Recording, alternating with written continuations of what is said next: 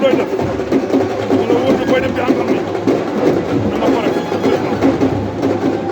moo tax bu may nekk ak ñoom ci géej damay teg lu métti parce que bu ma ñëw ñu mën a si jiw sama gàncax lay doon man ñu seen bopp bu fekkee fi mu sonn moo tax ñoom seen bopp ñu ko bu jugee rek ñu wane fi nga xamante ne tey bu ñu sumee koo ñu paree ko ñu duggee li nga xam ne ñii pare na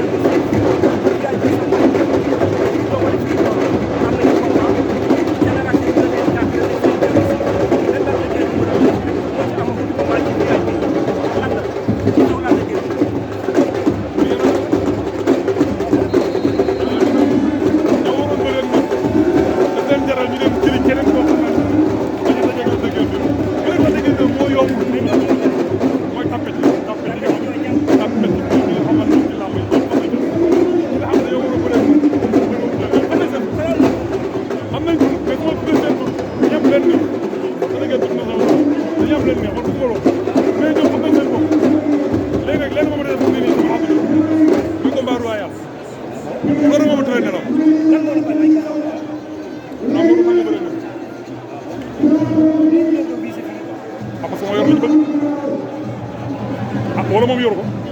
moo ko yor muy roi des arènes. bëri ngeen 2 fois. waaw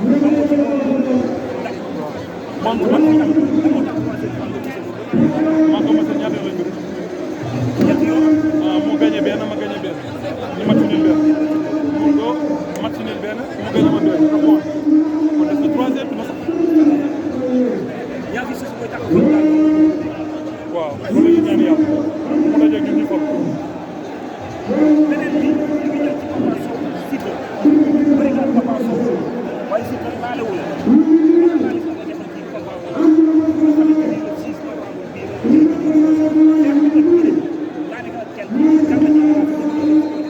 waaw combat bu neex la xam nga man waxoon naa ko man yëpp nee naa man dama tënk ko moom mooy lan kon bu ñu ko combat boo xamante ne day am coow ba pare ñoom it ñu jéem am kenn laalewu kon loolu moom ma xaw a maanaam moo tax na jàmm ku wax surtout amul combat dañ lay def ku wax Papa Sow amoo combat dañ lay def ñoom ñaar ñëpp am combat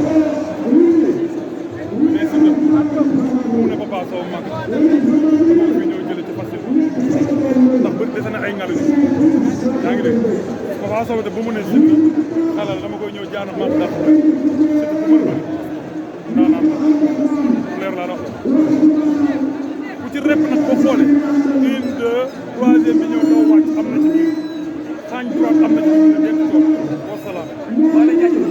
mais nag nee nga combat royal nga bëgg te Ama Baldé ak Modou Lo war nañu bëre fin juillet combat royal le vainqueur nga bëgg tey bu vainqueur bi nekkoon Ama Baldé est-ce que kon di nga bëre ak moom.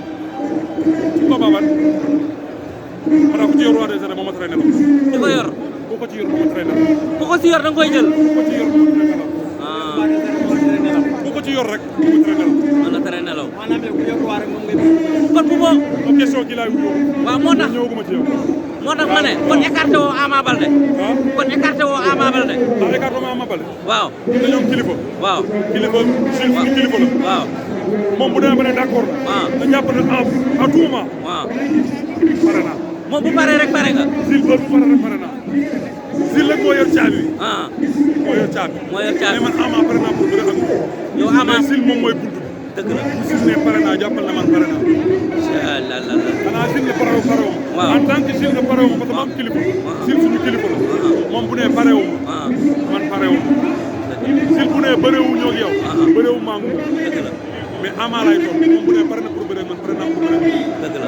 moom point ak mais lëkk Balla Gaye 2 jëm combat ak Boy Niang 2 combat boobu nan nga si nar a jàppale Balla Gaye 2. ci lépp. si lépp.